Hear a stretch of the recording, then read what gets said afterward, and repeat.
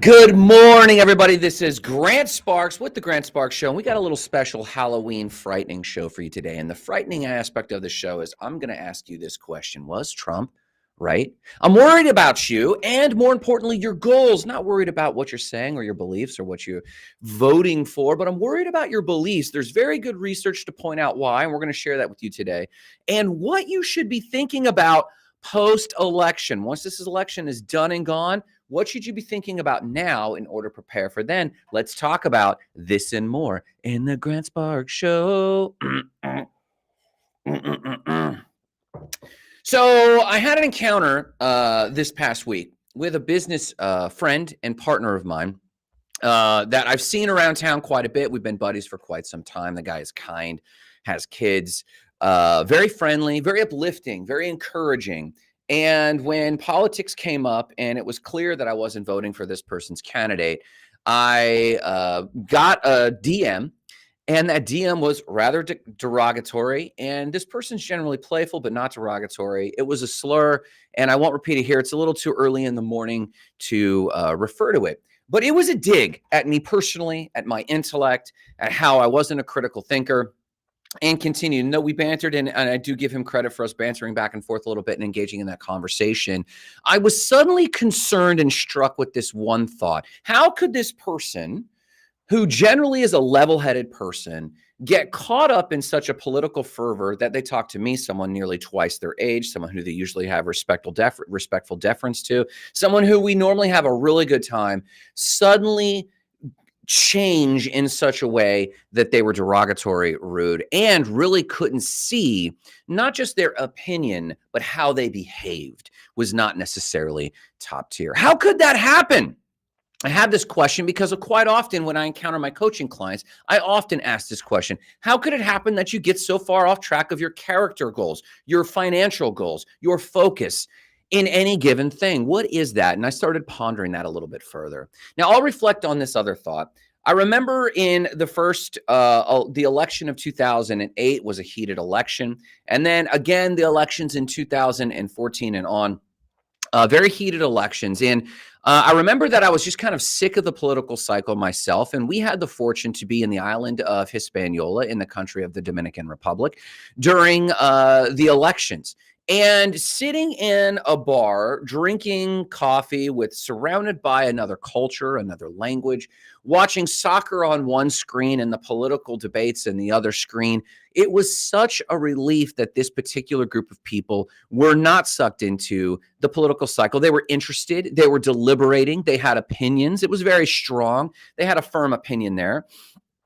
But they were talking rationally. And then when I asked, hey, what's your dream? What's your goals? They knew immediately what those dreams and goals were.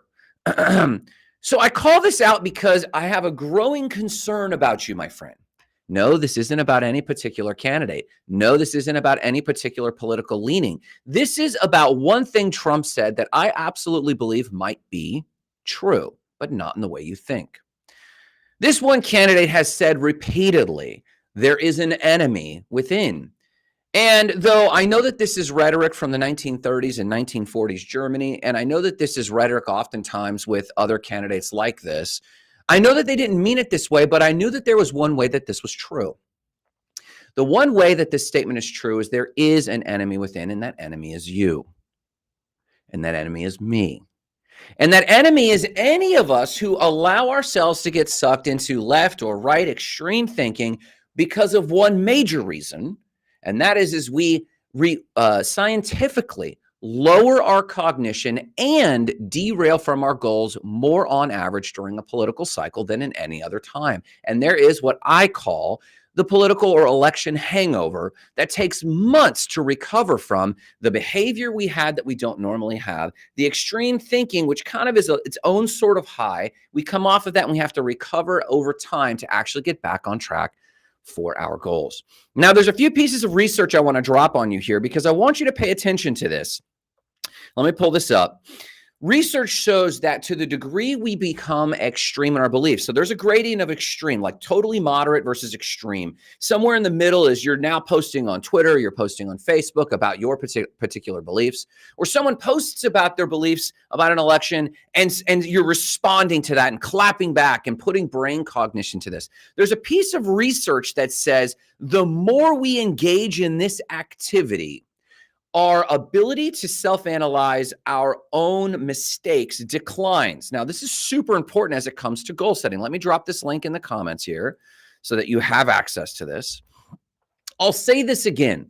The more extreme we get in our political beliefs, the less we are able to assess whether or not we're right or wrong. This particular piece of research, which I've dropped in the comments below, and it doesn't matter if it's right-leaning or left-leaning. This research is across the board. If you have extreme left beliefs, extreme right beliefs, those of us who are in a lot of the intellectual space, we say you're basically the same party because you kind of meet on the other side from your beliefs. But from a research perspective, you lack the ability to know whether or not you're on track for your beliefs, whether you're on track for your goals. Why is this? In this research, they took all of the participants in the research and they assessed how extreme their beliefs were. It was self-reported. The person would say, I'm extremely this or I'm extremely that. And it was across the political spectrum. And as they were assessing these beliefs, they then read a study, and they held up a card very quickly, and that card had a bunch of dots on it. And they said, guess how many dots are on this card? And they would guess to see how many dots were on this card. Then they'd put the card down and they'd say, do you believe you are right or wrong? And the more extreme those beliefs were, they would either be, if they had extreme beliefs, they would be emphatic, I guessed correctly. Or if they were moderate, they would be like, I'm not really sure. And there was a direct correlation in the entire research that the more you emphatically have a political belief, and this did not apply to goal beliefs, this specifically applied to political beliefs. Now, there's a lot of things you can conjecture from this research. Again, I've dropped the link there in the comments so that you can go ahead and read the abstract yourself. This isn't an article. This is the actual abstract. And you can see that the more someone invests in political leanings, the less they're able to know whether or not they're right or wrong. Here's the correlation to you and your goals. Oftentimes, the name of the game with goals is you admitting when you're wrong and getting back on track.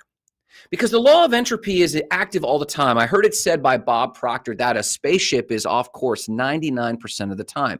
But its teleological ability, basically the mechanics inside of it that say it's off course, has small course corrections and they get back on track. How long do you invest in the political campaigns? How much time do you give it? That's how long you are impairing your ability to make a judgment as to whether or not you're on track for your own personal goals. So maybe you're Derek. Good morning, Derek. How you doing? Boom. Good morning, Derek. Thanks. He says good stuff, Grant. I appreciate you, man. It doesn't really matter what your beliefs are. The more extreme they are, the more you have a bias. We just know this about cognitive bias. We know this about this confirmation bias. I apologize. We know more about confirmation bias. And again, it doesn't matter if you're right or left leaning. If you are extreme, your confirmation bias is stronger. This is why in goal setting circles, manifestation circles, strong, ambitious people, this is why they tune everything out except their goal, because they're leveraging confirmation bias for themselves. And they don't mind if they're wrong about other things, which is why they allow themselves to lean into those goals. But I present for your consideration, when you're involved in political extremes, if you get huffy, if your heart rate goes up, if someone claps back and you have to say something, if you cannot resist the urge to insert your opinion, you're basically getting involved, just like a pickup basketball game. You can't help but get involved. You are literally impairing or adjusting what you're having confirmation bias for. And you're allowing however much time you spend building up to that moment, however much time you spend in that moment, and however much time it takes you to get over that political hangover, you're spending that much time impairing your judgment for your goals. There's another quick piece of research that I want to give you. There's further evidence that this is true, that you getting involved in political extremes, posting online, posting in your Twitter, emailing people, having conversations in the gym locker room, there's further evidence that the more extreme that we as a society are involved, the evidence of what I'm saying, how people get off track on their goals, there's evidence that this also happens at an economic scale. Research after the 2016 election shows that there is typically a massive dip in economic productivity in and around and after an election. And though this is largely attributed to uncertainty, a lot of us get uncertain. And I get it. There's a lot of economic uncertainty, but I put that in air quotes. If you're listening to this later, I had air quotes for that. I put this in air quotes for a major reason, and that's this. There is no such thing as, there is no such specific uncertainty as economic certainty versus goal certainty. In the individual, if you are experiencing uncertainty, it becomes uncertainty across the board. And I challenge you, as an individual, as a society that gets sucked into extreme thinkings and we develop uncertainty about political outcomes, that is evidence that we have become uncertain about our goals.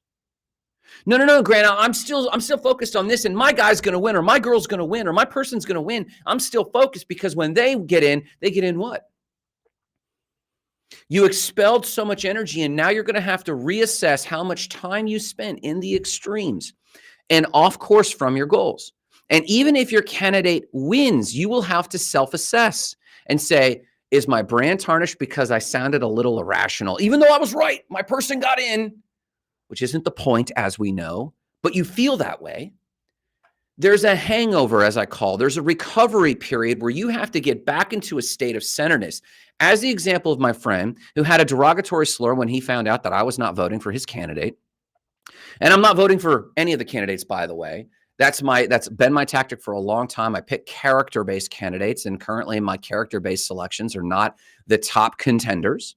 But when he found out, he assumed I was voting for his opponent, and he was micro-focused on his opponent. And his slur that came up, my poor friend will have now a recovery period where he acted completely irrational to me, marred our friendship just a little bit. It wasn't a lot. It was just a little bit. And we could come together, and we still see each other regularly in some of the circles we run in. But this person will now have an intellectual hangover, a goal hangover. Well, they'll have to recover a little bit of self-respect. They'll have to recover a little bit of their focus. They'll have to recover a little bit of, now what am I going to talk about? I got high on having these conversations. You and I both know when we clap back at someone in the comments of any topic, religion, politics, sex, whatever it is, we get a little bump of a high coming out of that. Well, if you get a bump of a high, a thrill, an excitement, this intensity, when you get that, there's a come down. And the more involved, based on the first piece of research there, the more involved you get with that, the longer your return to your goals will take. Now, let me drop you this other piece of research I referred to. It's a piece of research that showed that economic productivity en masse dips after the fact. There's your link right there. This is that piece of research that you can review that shows, in general, we find that there's a flag in productivity. Now, right now, people will look at the market and say, hey, consumers are still doing their job. There's a high consumption rate out there during this election. That is true. But consumption is not output. It might be an indicator, but it's not an indicator of output. So whereas I contend that the individual is losing track of their goals, in aggregate, that is also making our country and our people and our community suffer. And I want you to think about this last thing. Let me leave you with this one thought. I'm concerned about you because I'm concerned about your goals. I'm not concerned about your beliefs. We've seen this come and go. Anyone who has seen more than 3 elections, 4 elections now, we know that the hype, the hyperbole comes and goes. We know that there's some turmoil societally. We know that's got to get corrected. But when we're in our rational mind, we know that these politicians, doesn't matter who, will not make it right. What matters is we get back to work. And oftentimes after an election, you have a lot of this verbiage going on. Let's get back to work. Let's get back. Let's focus. I present for your consideration to focus right on through. Politicians will not answer anything. I'm concerned about you because I'm concerned you're letting just a little bit too much time slip. Society's already difficult enough as it is. Your goals are big enough and important enough that you should be giving it your all. I challenge you. Please do not get involved in any extreme. It doesn't matter. Don't sacrifice your reputation and your character. And I don't mean by aligning with your candidate. I mean by acting like your candidate, no matter who they are. You don't need to mimic them. You don't need to model them. And you definitely don't need to pull into the extremes more than any reason, because your goals are getting derailed every moment you spend in that. Here's what I present for your consideration getting out of the election, the post-election high. I present for your consideration to consider right now how you're going to carry yourself after the election. The first thing is this: keep in mind what you need to be thinking about post-election. What will happen after the election happens? What happens mid-November? What happens for Thanksgiving? Zoom out of this micro moment and you'll find you're going to take a deep breath and realize, man, I was involved a little bit more than I thought. Remember, if you're listening to me right now, think this guy's crazy. Remember the research, go click the links I put. The research says that that if you're involved at all in any extreme beliefs about this, if you think this is the most important thing ever, you are inherently impaired from your ability to see whether or not that's true. It might be true. It might not be true, but you can't rely on your neurochemistry to actually assess whether or not it's true. So the first thing, keep in mind what you need to be thinking about post-election. Your business needs to be doing holiday campaigns. Your friends need to have plans for Friendsgiving and Thanksgiving. You need to know how you're debriefing and resetting your goals for the quarter. Keep in mind of those things. The second thing is this: return to your goals right now. Dust them off. Dust off your goals right now. As soon as you feel the urge to clap back at a political comment or post boldly or hype people up or stir them up into a furor, open up your goals and read those goals and ask yourself, is this on my goal list? Open up and read them aloud, because they're growing dusty with every minute that you're spending time getting too extreme in any of your beliefs. Number two, ask yourself if whoever's candidate, doesn't matter right or left, ask yourself if this candidate actually aligns with your goals. And I mean to a detail. I don't mean in macro. Well, when they get in, they're going to do this. And when they get in, they're going to do that. I don't mean that. I mean, does this person share your goals? And why I ask it is this: if you have a fitness goal to be in a certain fitness body, if you have a financial goal to achieve 250K this year, if you have a relationship goal, ask yourself, does this candidate share this goal? Why? Because you filter out influencers who you spend more time following than even this campaign election cycle. You spend more time on average in a year following influencers, and you filter them out whether or not they share your goals. So why would you give this candidate so much more of the only resource you have, this time and this energy? Doesn't matter who your candidate is. I want you to filter this candidate. Do they actually share my exact goals? I know that sounds extreme. I'm just trying to bring you back to focus. If you can say, no, they don't, great. Let me get my vote. Maybe they'll help me out. Check, move back to my goals. Number three, therefore, pick your candidate and move on. Know the candidate you're going to vote for, get it done, put it out of your mind, and move on. Those who do early voting, I have a big respect for you, because you do the early voting and you move on. Fantastic. I love that for you, because you're already focused while other people are still involved in the pit battle. Number four, open yourself up. Once you've picked your candidate, move on, then open yourself to morning cup of gratitude and kindness, because that attracts more of the goals that you want. So open yourself up to kindness and gratitude, and that be your filter. Is this clap back open, kind, and full of gratitude? Nah, okay, I'll save it. Maybe when I see the person in the street or down at the coffee shop, I'll save it for then. Number five, continue to resist the urge to get into extreme political conversations, mainly because you're doing yourself a favor by enabling yourself to think more critically about your own behavior as it pertains to your goals. Every extreme conversation that you avoid that has nothing to do with your goals, you are giving yourself an extra ding it. You're giving yourself an extra piece of bandwidth for you to focus on your goals. And said the opposite, every moment you get involved in any extreme conversation, but mainly an extreme political conversation that is not your goals, you are not only giving that moment of time away, but you're giving a compounded amount of time away, because you have to recover, refocus, recheck with who you want to be, re-get into state because your state has changed, and then you have to redeclare who you are, apologize, move on, or not, maybe not apologize. But that return to state management takes more time than you realize. I know people that have spent months, years trying to get into state to finally be ready to receive the goals that they're setting for themselves. Years. And if you spend even one election cycle deep in it with your extreme beliefs, You're setting yourself back all that past invested time and setting yourself up to have to reinvest that time. Don't get sucked into any extreme except your goals. And I hope you hear my heart in this. I hope you hear my heart in this. Why am I talking about this? A, it's top on most all of yours mind. What's going on with the election? I can't walk out of this door being in the state of Florida without people challenging me, without people making sure that I'm voting for their candidate, whatever it is. But that's the same for you probably out there too. And the number one thing that I am worried about is, dear friend, I'm concerned that our goals are challenged. Our goals are challenged more than ever. And remember, these politicians aren't coming to fulfill your goals for you. No one is coming to fulfill these goals for you. It's up to you.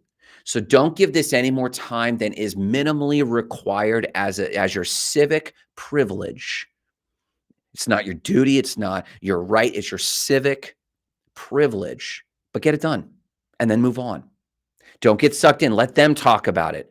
Baser people deliberate these things. You focus on your goals. You lighten yourself up. But no matter what you do today, remember why I'm talking about all this stuff. Because I need your help in fulfilling the mission, igniting lives of explosive significance, starting with your own. Have a great day.